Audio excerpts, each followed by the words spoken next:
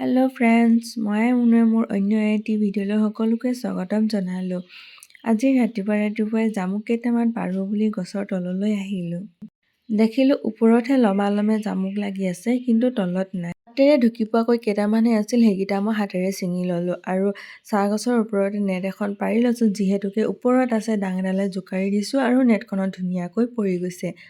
আকৌ জামুক গছজোপাৰ কাষতে দেখিলোঁ লেটেকু ডাল ভৰি ভৰি লাগি আছে। চাওকচোন কেনেকৈ লমালমে লাগি আছে। কিন্তু এইখিনি পকালৈকে নাথাকিবই, কাৰণ ইয়াত বান্দৰৰ যিহে উৎপাত, সকলোবোৰ কলিতে সিহঁতি শেষ কৰি দিয়ে। বান্দৰৰ কাৰণে একো এটা ফল মূল ভালদৰে আমি খাবলৈকে নেপাওঁ। আৰু এইফালে জামুক পাৰি হৈ গ'ল, ধুনীয়াকৈ ধুই মেলি ল'লোঁ। অলপমান নিমখ ছটিয়াই লওঁ আৰু ধুনীয়াকৈ খাই লওঁ। জামুকখিনি খাবলৈ কিন্তু বৰ সোৱাদ আৰু মিঠা হৈছিল। এনেকুৱা ফল মূলবোৰ পাবলৈ বৰ কঠিন নহয়নে? যিহেতুকে ঘৰতে পাইছোঁ, সেইকাৰণে পেট ভৰি ধুনীয়াকৈ খাই লওঁ।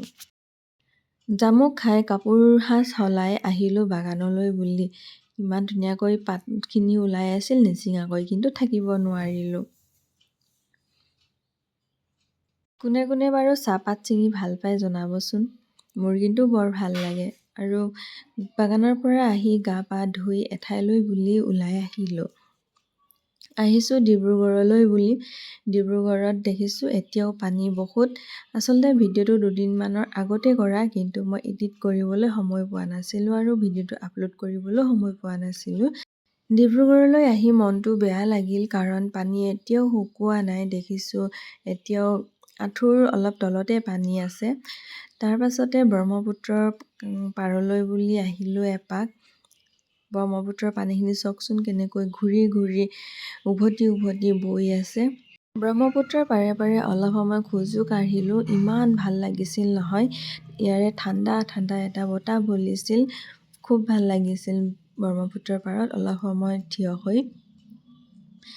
আচলতে আহিছিলোঁ আমি ডক্তৰৰ ওচৰলৈ বুলি। ডক্তৰ অহা অলপ দেৰি হ'ব বুলি ক'লে, সেইকাৰণে ব্ৰহ্মপুত্ৰৰ পাৰলৈকে এপাক ফুৰিবলৈ বুলি গুচি আহিলোঁ আমি।